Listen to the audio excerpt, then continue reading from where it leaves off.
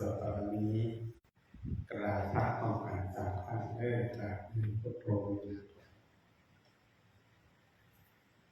กราบสองธรรมกราบสามสังโฆ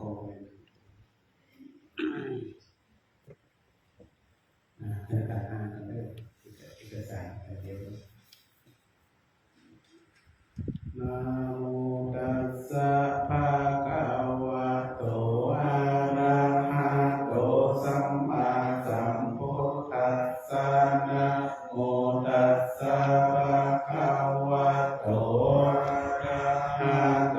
สัมมาสัมพุทธัสสะนะโมตัสสะภะคะวะโต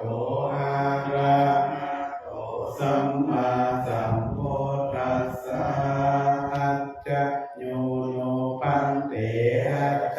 กัปปะถาภาเรยะตามูละเหยะตาอากุสะเลโยอังพันเตพุทธธัมมาสังฆาสังฆาเตสุกัมมัฏฐานะจาริยาทายาเกสุปัจจารตะเนสุเทวะปัจจุปันเนวายาติวาระโหวากายเยนะวาวาจายาวามานะสาวาปะมาทาวาอาคาราวาอาคารามิติสวายาธาธัมมัปปฏิการโรมิตัสสะเมอัจจยังอัจจญะโตปฏิคันหันโตขะมันโตอายะติสังวรายะสา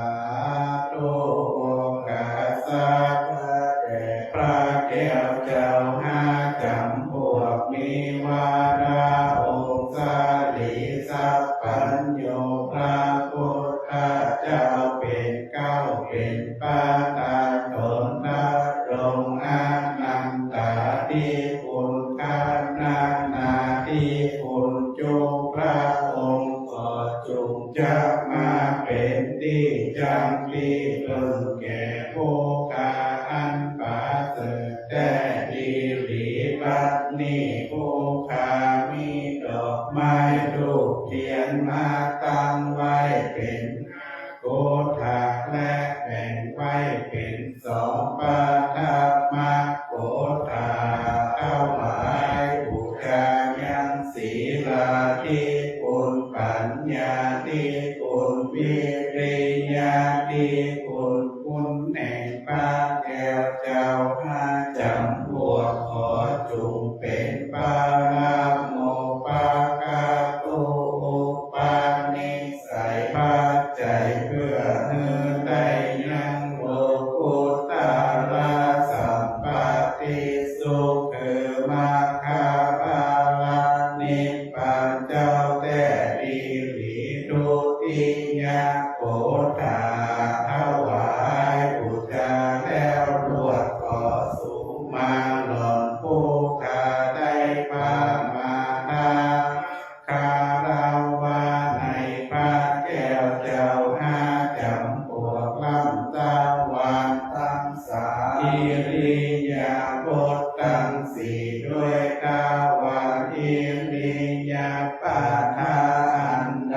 อันหนึ่งอันนั้นเข้าในบทว่าพุทธ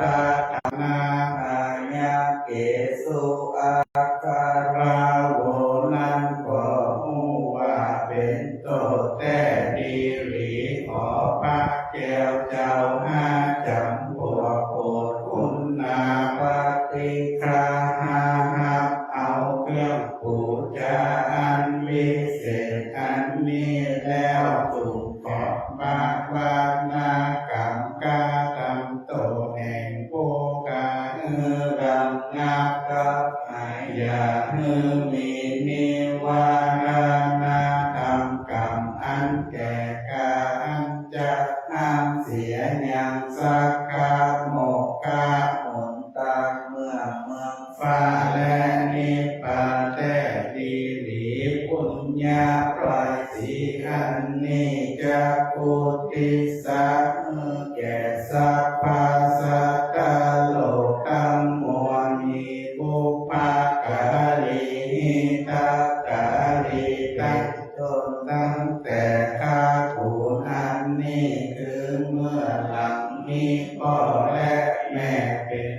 นจะอุทิศแก่เทวคณาเจ้าทั้งหลายเทวดาอันรักษายังตนตัวแห่งผู้กาเป็นเก้าเป็นประธานและมาเหสิกาเจ้าทั้งมวลจงประกอบไปด้วยธรรมวุฒิด้วยทิพพสัพพติสุขแห่งตนแต่อิลีแลเด้อ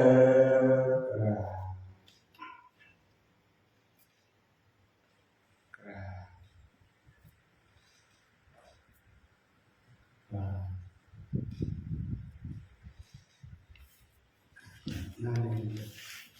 มันจะได้กล่าวคำปลุกใจพระรัตนตรัยก่อน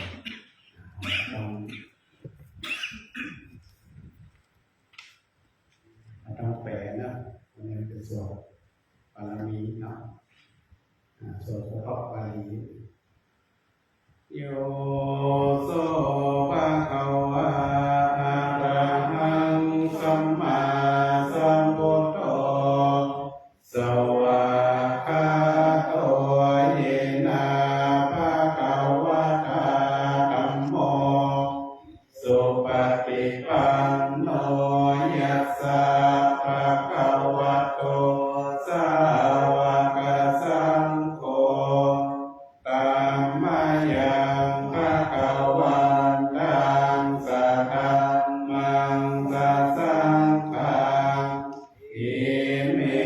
หิสักกะเลหิยะตาระหะมาโรปิเตหิอภิปุชยามะสาธุโนพันเตภะคะวะสุจิราปรินิพพุตโตปิปัจฉิมาคณตานุกัมปมานัสสะอิเมสักกะเลทุกขตปันนาการะโพเตปฏิคันหาตุอัมมาคันติคารตังหิตายาสุขายาอะระหังสัมมาสัมพุทโธภะคะวาพุทธังภะคะวันตังอะภิวาเทมิสุวากขาโตภะคะวะตาธัมโมธัมมังนัมมัสสามิสุปฏิปันโนภะคะวะโตสาวกสังโฆสังฆังนามามิเปิดหน้า31สด31 31นะโมตัสสะภะคะวะโตอะระหะโตสัมมาสั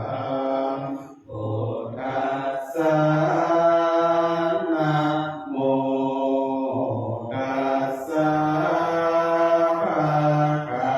วะโต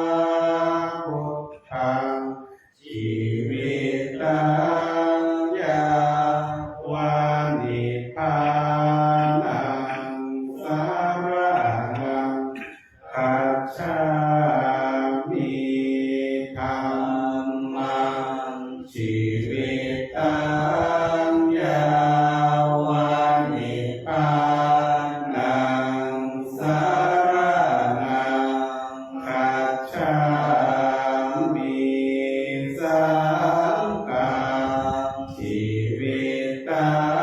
งยาวานิพพานังสรณังคัจฉามิทุติยมปิพุทธังชีวิตังยาวานิพพานังสรณังคัจฉามิทุติยมปิธัมมังชีวิตังยาวานิพพานังสร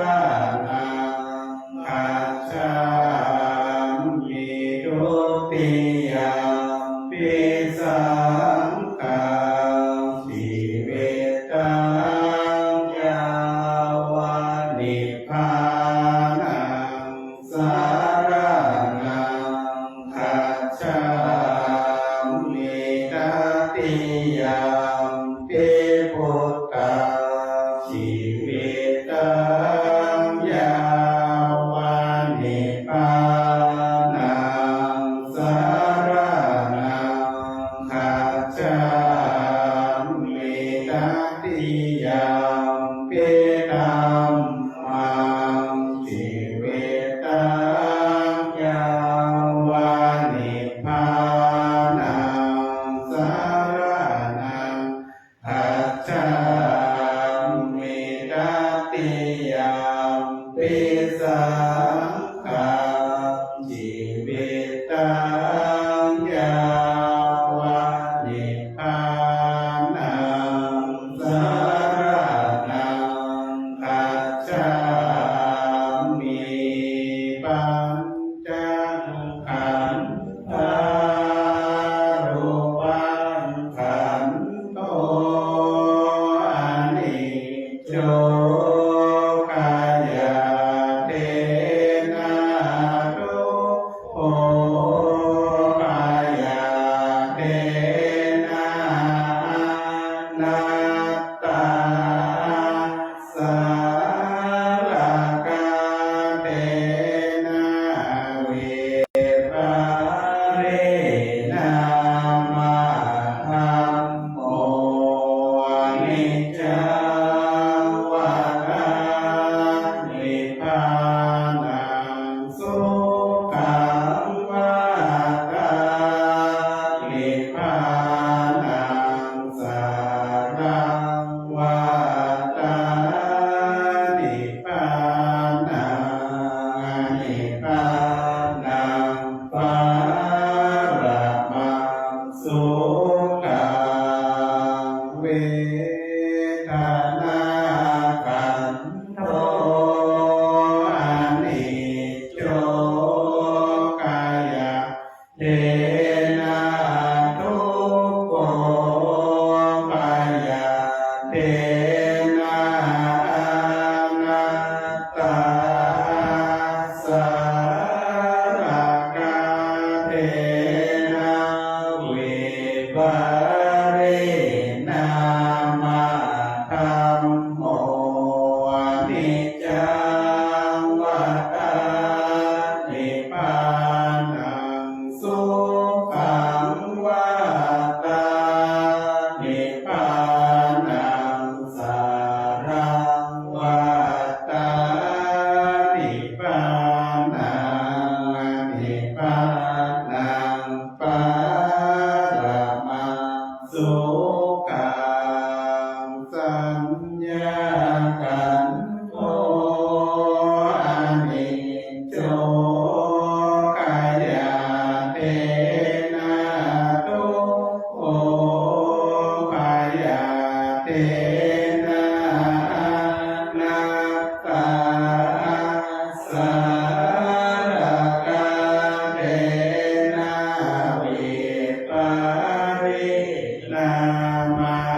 ธัมโมอนิจจังวัฏฏานิพพานังสุขังวัฏฏานิพพานังสารังวัฏฏานิพพานัง านังปารมังสุขังสังฆารกันโตอานิจโจกายเทนะทุกโขปายเทนะอนัตตาสารกาเทนะวิปาริณามะธัมโมนิจจังวัฏฏานิพพานังสุขังวัฏฏานิพพานังสารังวัฏฏานิพพานังนิพพานังปารมังสุขังวิญญาณขันโธอานิจโจกายเทนะทุกโขปายเทนะอนัตตาสารกาเทนะวิปาริณามะธัมโมนิจจังวัฏฏานิพพานังสุขังวัฏฏานิพพานังสารังวัฏฏานิพพานังนิพพานังปารมังสุขังเตมิโยนามะภาควาเสตังวาทะกังอารัมมนังตุวังโสหังพุทโธภเวสติกุสลันตาธัมเมสัมมาสัมพุทโธอิติปิโสภะคะวะจานะโอนามะภาคะวะเสตังวัฏฏกังอารัมมนังตุวังโสหังพุทโธภเวสติกุสลันตาธัมเมสัมมาสัมพุทโธอิติปิโสภะคะวะสุวรรณสายาโมนามะภาคะวะเสตังวัฏฏกังอารัมมนังตุวังโสหังพุทโธภเวสติกุสลันตาธัมเมสัมมาสัมพุทโธอิติปิโสภะคะวะเนมิราคานามาภาคะวะเสตังวัฏฏกังอารัมมนังตุวังโสหังพุทโธภเวสติกุสลันตาธัมเมสัมมาสัมพุทโธอิติปิโสภะคะวะมะโหสถโธนามะภาคะวะเสตังวัฏฏกังอารัมมนังตุวังโสหังพุทโธภเวสติกุสลันตาธัมเม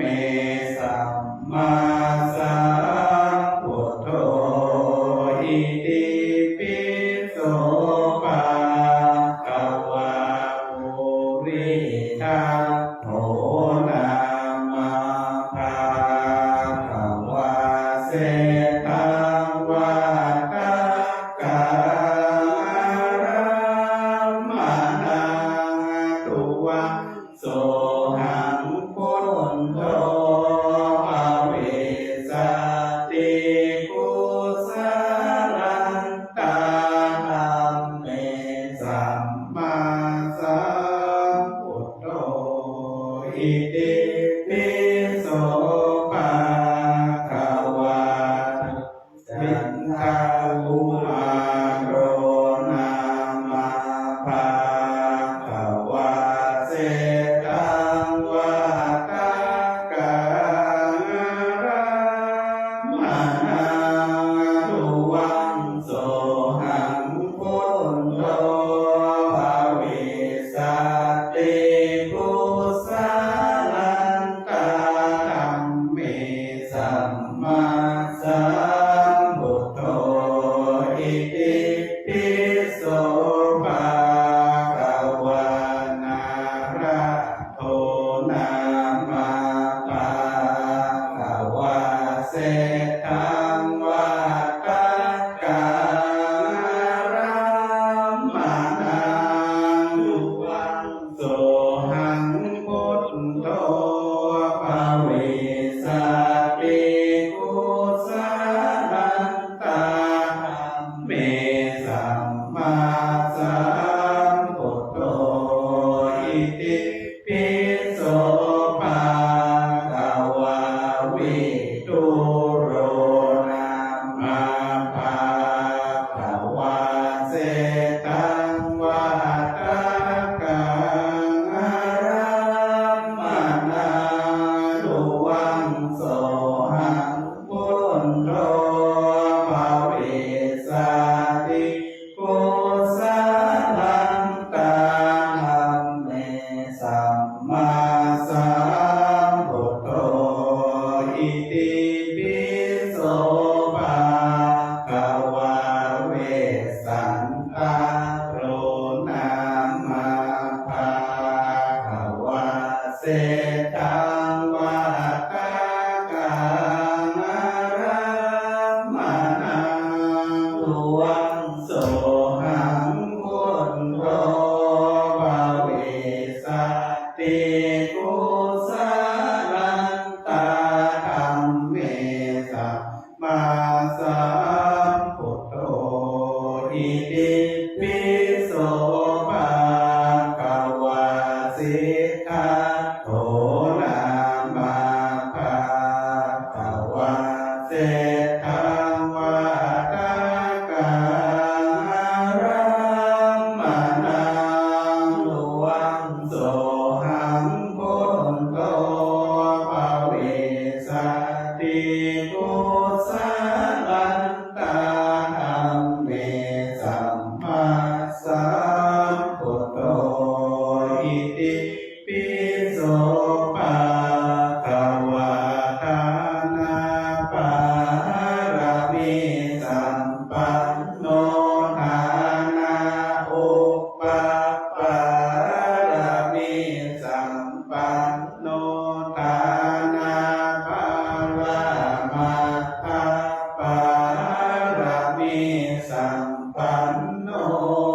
อิติปิโสภะคะวะสีลาภารามิสัมปันโนสีลาอุปปารามิสัมปันโนสีลารามาทาปารามิสัมปันโนอิติปิโสภะคะวะเนกัมมะปารามิสัมปันโนเนกัมมะอุปปารามิสัมปันโนเนกัมมะปา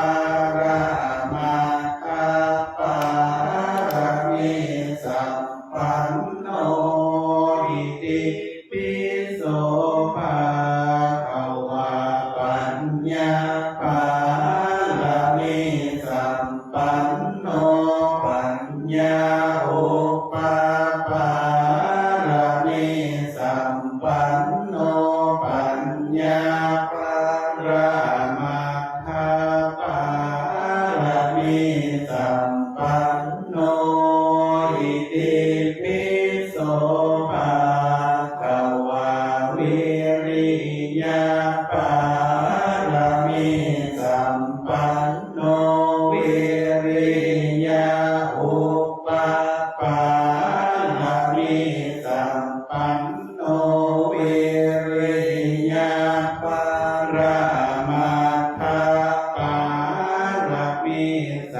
ปันโน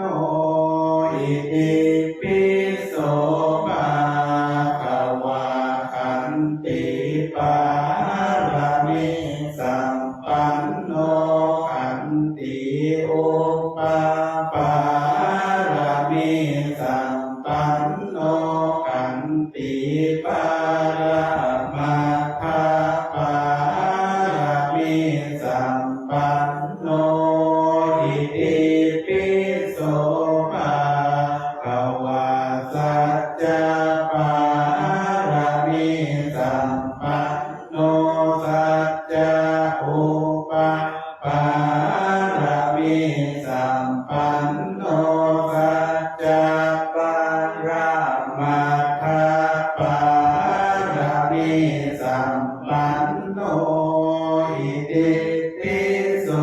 ภะคะวะอธิฐานะปารมิสัมปันโนอธิฐา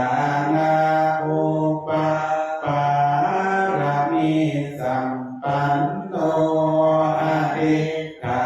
นะปรมัตถปารมิสัมปันโนอิติปิโสภะคะวะเมตตาปารมิสัมปันโนเมตตาอุปปา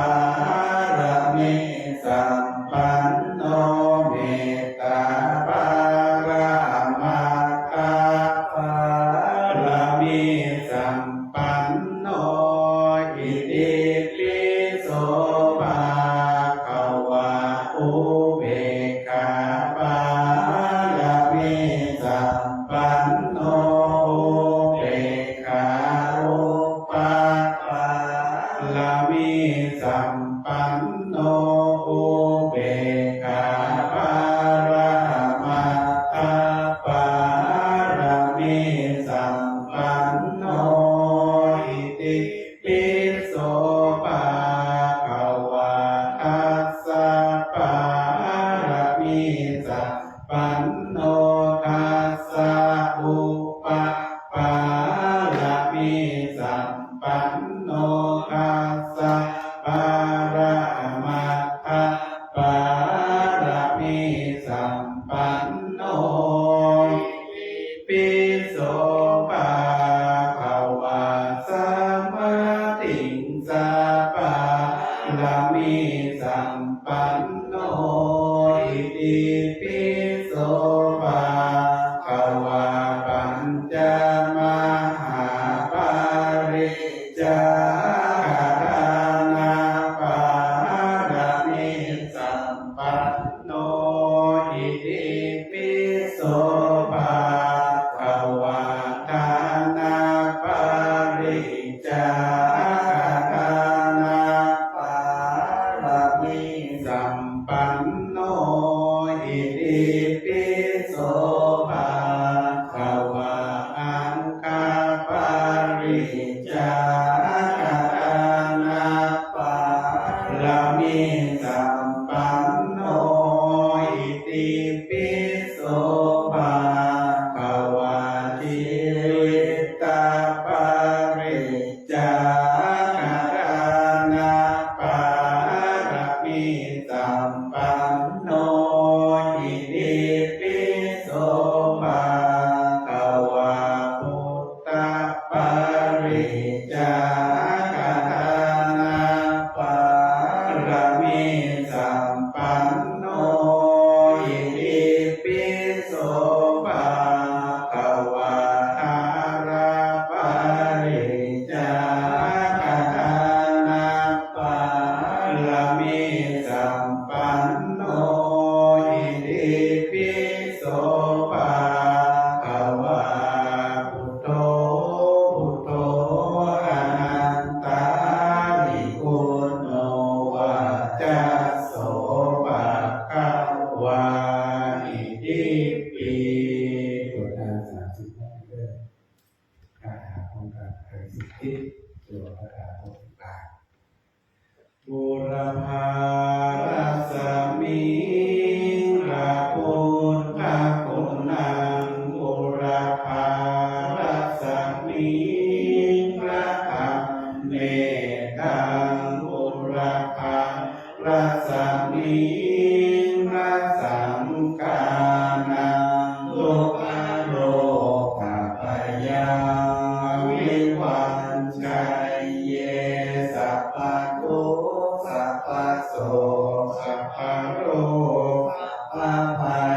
สัพพะโรสันเนียจันไรวิวัชชัยเยสัพพะทานังสัพพะลาภังภวันตุเมรังคันตุสุรังคันตุอาคันเนรัสสมิพระพุทธคุณังอาคันเนรัสสมิพระธรรมเมตตังอาคันเนรัสสมิพระสังฆานังทุกขโรกัปปยังวิวัชชัยเยสัพพะทุกข์สัพพะโสกสัพพะโรคสัพพะภัยสัพพะโรคสันเนียจันไรวิวัชชัยเยสัพพะทานังสัพพะลาภังภวันตุเมรังคันตุสุรังคันตุทักษิณรัสมิพระพุทธคุณังทักษิณรัสมิพระธรรมเมตตาทักษิณรัสมิพระสังฆานังทุกขโรกัปปยังวิวัชชัยเยสัพพะทุกข์สัพพะโสกสัพพะโรคสัพพะภัยสัพพะโรคสันเนียจันไรวิวัชชัยเยสัพพะทานังสัพพะลาภังภวันตุเมรังคันตุสุรังคันตุโหราติ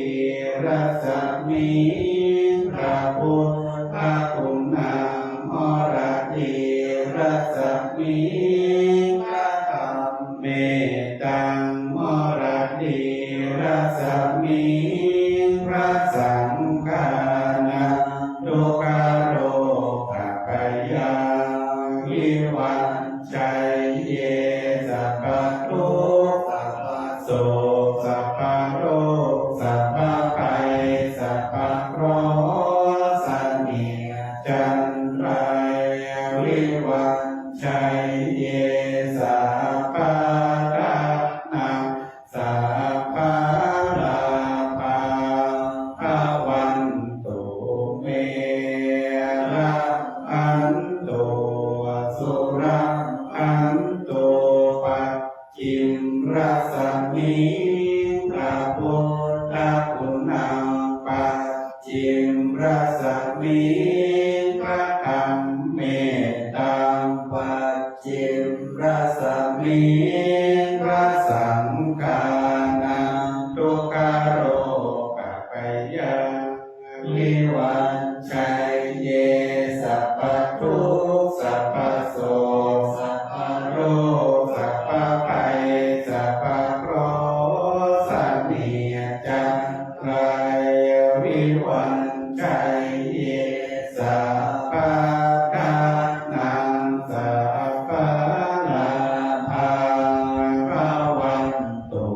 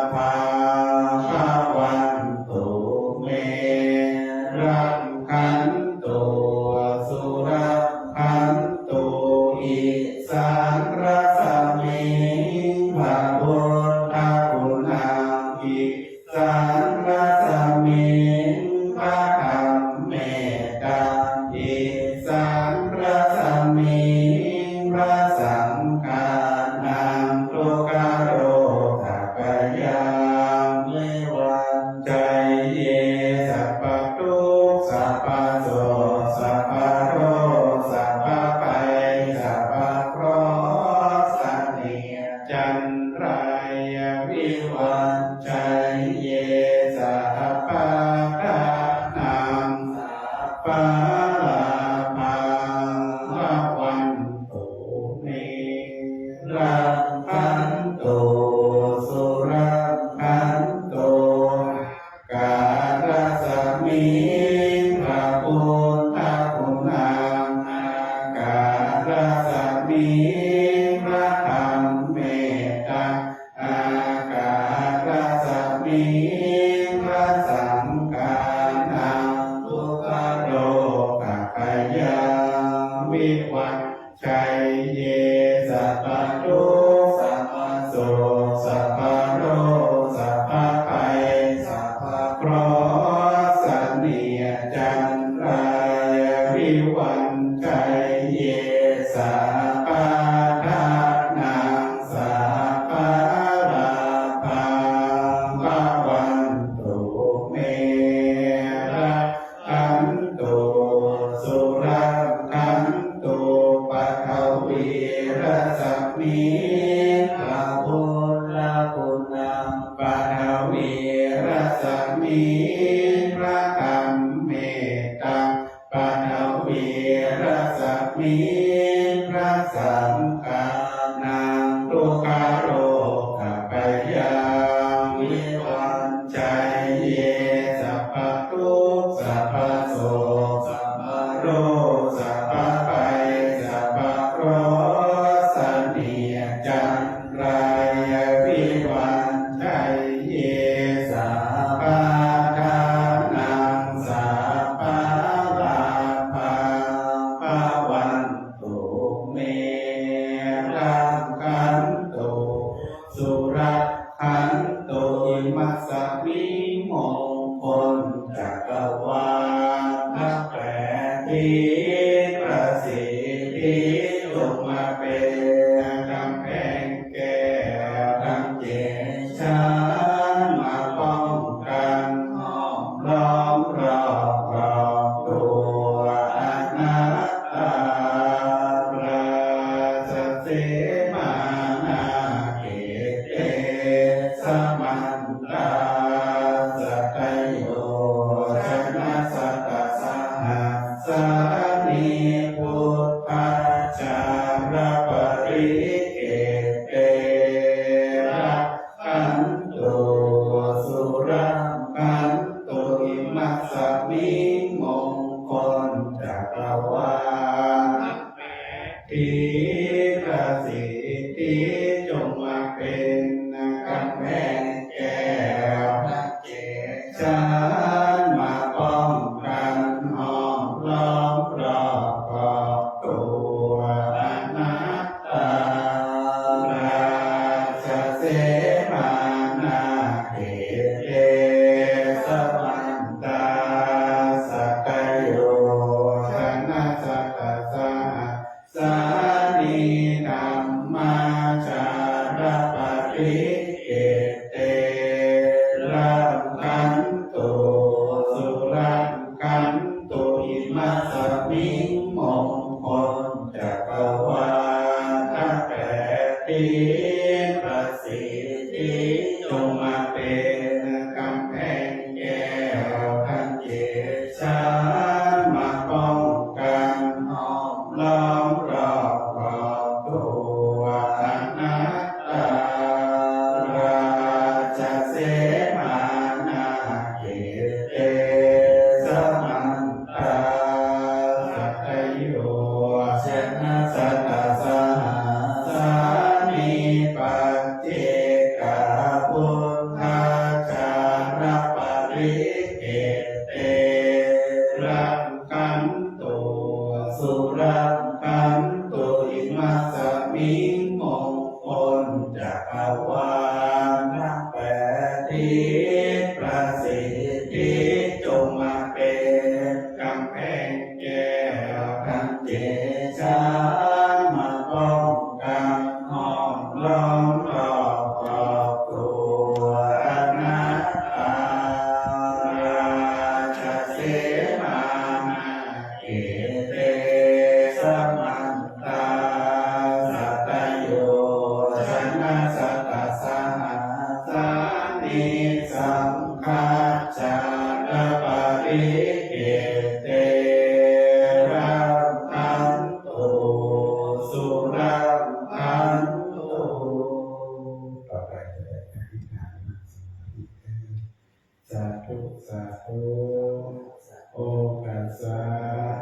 ข้าแต่พระอริยเจ้าห้าจำพวกมีวรองค์กรีสัพพัญญูพระพุทธเจ้าเป็นเก้าเป็นประธานตนท่ารงอนันตาธิคุณข้าอาธิคุณจุตนจุพระองค์ขอจุจักมาเป็นที่จ้างที่เพิ่งแก่ผู้กา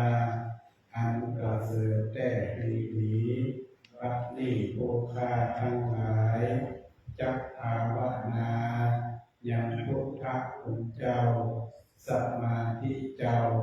เพื่อนึงใดยังปีติสมาธิเกิดในจิตใจในขันธะ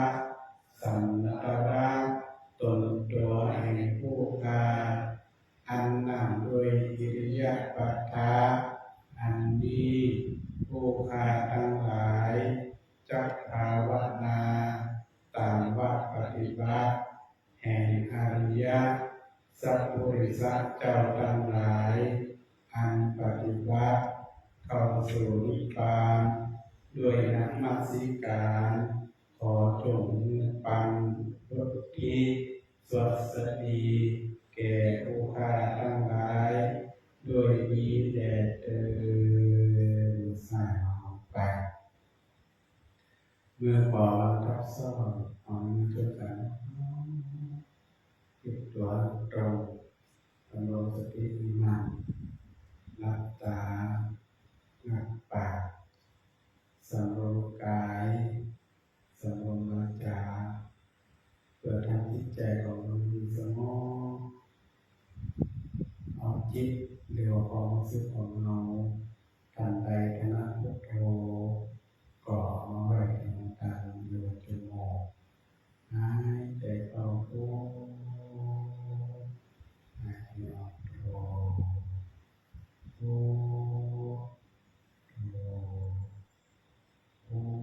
ทโธทันใดขณะปฏิบัติแบบองค์ยุบก็เอาจิตของเราไปกำหนดเวลาต้องเหนือสะดือไปหายใจเข้าต้องไปกองอนุทองหอหายใจออกต้องไปยุบกำหนดยุบหอหองหอยุบหอตามความถนัดของเราในโอกาสนี้เป็นวันธรรมสวนะเป็นวันพระใหญ่ที่เราท่านทั้งหลายก็ได้ประพฤติปฏิบัติเจริญสมาธิภาวนาเพื่อเป็นการฝึกหัดขับเคี่ยวจิตใจของเราตัวเบาเราเพราะนั้นขอทุกท่านทุกคนได้ทะลุทางใจปฏิบัติณปัจจุบัน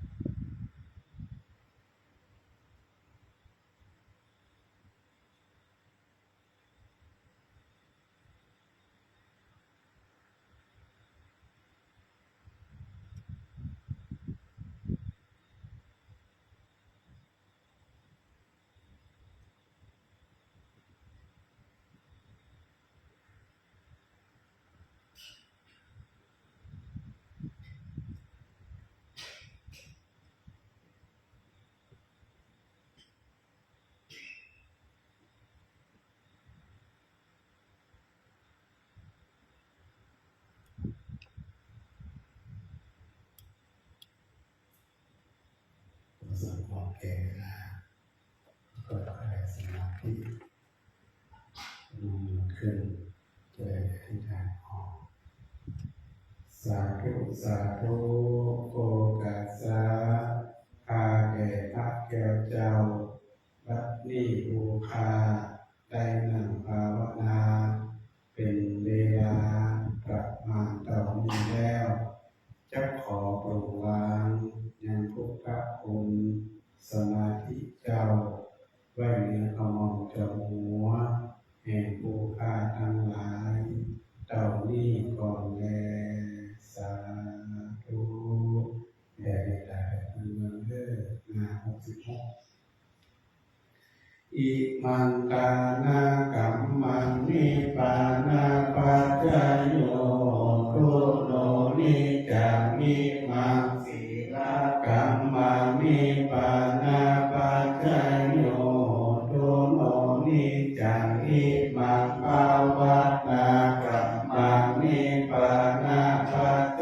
โยทุโนนิจังยังกินจิกุสาลังกัตตปังกัมมังสัพเพหิกเตหิกตังปุญญังโนอนุโมทันโตสุนันโตปุตโตเอเตวะอัสสมิงคาเนหติกาตามิกายุกาสัตตาหุนโตสัพพะสัตตาสุขีอัตตานัปปาริหารันโตมาตาปิตาสุขิตาหุนโตทุกขปามุจจันโตสัพเพติกาสุขิตาหุนโตทุกขปามุจจันโตสัพเพอัญญาติกาสุขิตาหุนโตทุกขปามุจจันโตสัพเพปิสาสัพเพยัคขาเปเตตาสุขิตาหุนโตทุกขปามุจจันโตสัพเพนัคขตาสุขิตาหุนโตทุกขปามุจจันโตสัพเพเทวาสุขิตาหุนโตทุกขปามุจจันโตสัพเพอาจาริโยปัจจญาสุขิตาหุนโตทุกขปามุจจันโตสัพพะสัมปตินัสสามิจันโตโอวันตามิพุทธังสัพพังเมโทสังฆามาธัมเมปันเตวันตามิธัมมังสัพพังเมโทสังฆามาธัมเมปันเตวันตามิสังฆังสัพพังเมโทสังฆามาธัมเมปันเตวันตามิกาโลปัจจยาจาริสัพพังเมโทสังฆามาธัมเมปันเตวันตามิกัมมัตตานังสัพพังเมโทสังฆามาธัมเมปันเตวันตามิอาราเมปันทาสีมายังสัพพังเมโทสังฆามาธัมเมปันเตวันตามิเจติยังสัพพังสัพพัทธาเนสุปฏิทิตาสาริรัตตุมหาโพธิพุทธารูปังสักการังสัตตานาคาโลเกเทวะโลเกรัมมาโลเกสัมโพธิเปอังคาธิเปสาริรัตตุโยเกสัตตานุโยอะระหันตาธาตุโยเจติยังกันตาอุติจตุราสิติสาเสธรรมกันเดสัพเพสัมปันนเจติยังหังวันตามิสัพพะโสวันตามิพันเตสัพพะนาภาลังธังกัมมาธัมเมปันเตมยันตัตตังบุญยังสามินาอนุโมทิตปังสามินากั คะตังปุญญังไมหันทาตปังสาธุสาธุอนุโมทนา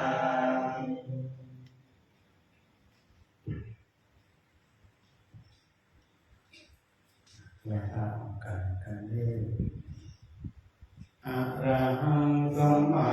สัมพุทโธภะคะวาพุทธังภะคะวันตังอะภิวาเทสุวาคาโตภะคะวะตาธัมโมธัมมังนัมมัสสามิสุปฏิปันโนภะคะวะโตสาวกสังโฆสังฆังนามาขออนุโมทนาเด้อกับศรัทธาญาติโยมพุทธาทุกคนเนาะในบท